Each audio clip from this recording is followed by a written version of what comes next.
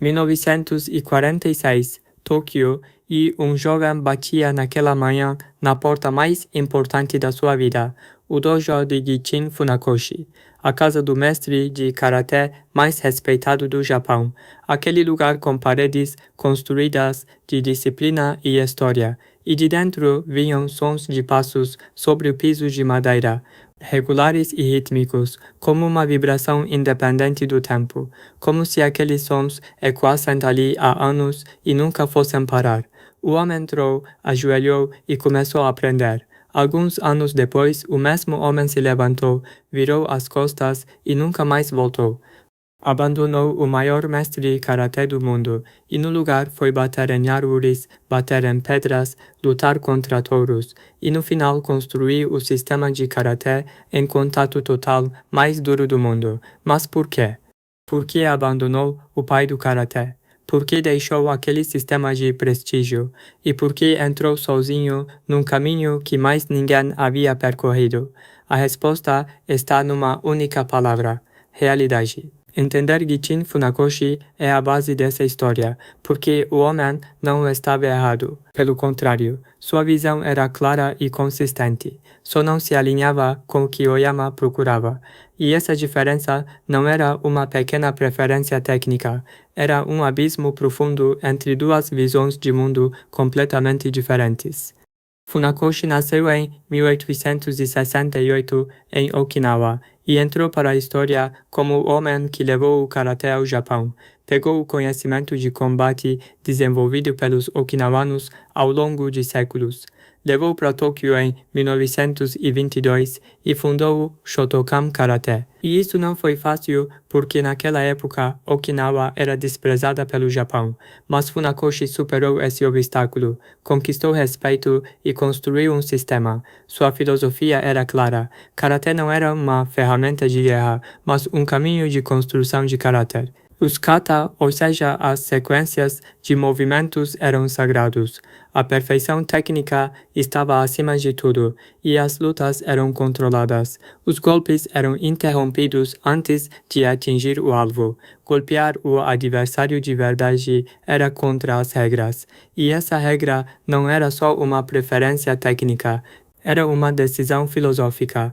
Funakoshi não queria que o karatê se tornasse briga de rua ou esporte. Queria preservá-lo como arte, como filosofia de vida. Esse sistema produzia disciplina, produzia foco, produzia técnicas belas e precisas. E Funakoshi acreditava nisso, acreditava de todo o coração, mas havia uma coisa que não produzia: contato real.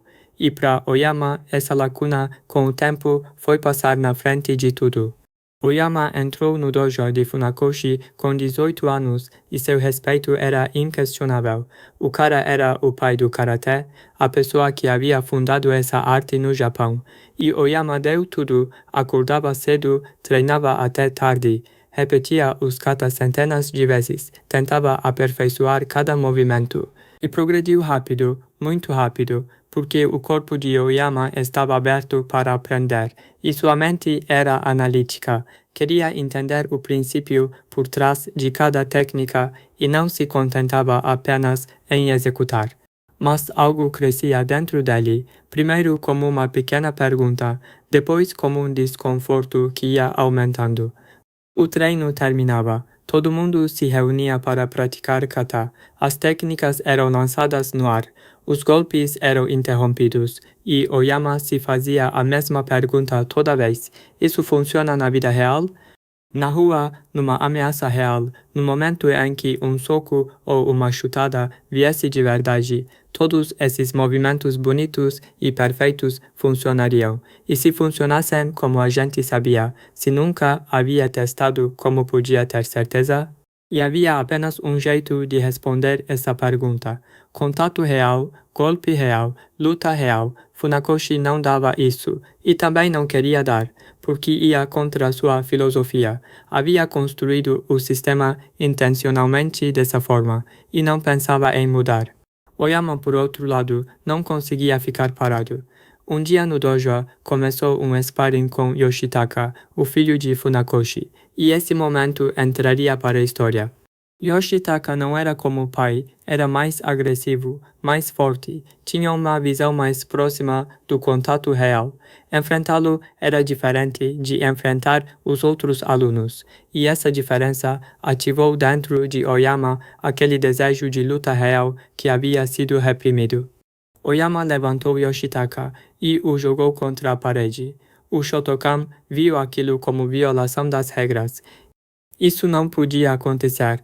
Não era luta, era agressão. Ia contra o espírito do sistema. E o lado de Funakoshi nunca esqueceu aquele episódio. A relação nunca mais foi a mesma depois daquele dia. Mas para Oyama, aquele momento tinha um significado completamente diferente. Num confronto real, o corpo havia feito o que precisava fazer. Não havia pensado, não havia calculado. O instinto havia entrado em ação e o resultado estava claro. Havia funcionado. E foi exatamente naquele momento que Oyama entendeu. Havia um abismo crescendo entre o sistema e a realidade. E esse abismo não ia fechar, porque o único que queria que fechasse era ele. Os outros nem percebiam aquele abismo, ou percebiam, mas não ligavam. Oyama deixou o Shotokan e foi pro Goju-ryu entrar pro dojo de Neichusou. Ali encontrou um mundo diferente, construído sobre força e respiração, com golpes reais. E essa transição lhe ensinou muito. Mas a pergunta na cabeça ainda estava sem resposta. Por que foi aceito que o karatê não precisa ter contato real? Quem decidiu isso e por que todo mundo segue essa decisão? Carregando essa pergunta, subiu a montanha Minobu em 1947. Durante 14 meses, se desconectou completamente da civilização. Não cortou o cabelo, não se olhou no espelho. Recusava na maioria das vezes a comida que os moradores deixavam para ele, e toda manhã acordava antes do sol nascer, se lavava com a água gelada da montanha, batia em árvores, batia em pedras, batia no chão, 1000 repetições por dia, na chuva, na neve, no nevoeiro. Quando desceu da montanha, as mãos estavam irreconhecíveis. As juntas dos dedos haviam se achatado. A pele havia endurecido com depósitos de cálcio como madeira. Mas, mais importantemente, havia mudado. Não como alguém que perdeu algo, mas como alguém que encontrou algo. Do ponto de vista biológico, é possível dizer o seguinte: o corpo humano só se adapta ao estresse ao qual é exposto. Isso na ciência do esporte se chama princípio da especificidade, e esse princípio diz algo muito simples. O sistema nervoso de um lutador que nunca levou um golpe real não reconhece aquele momento. O tempo de reação aumenta, a coordenação se perde, a mente trava.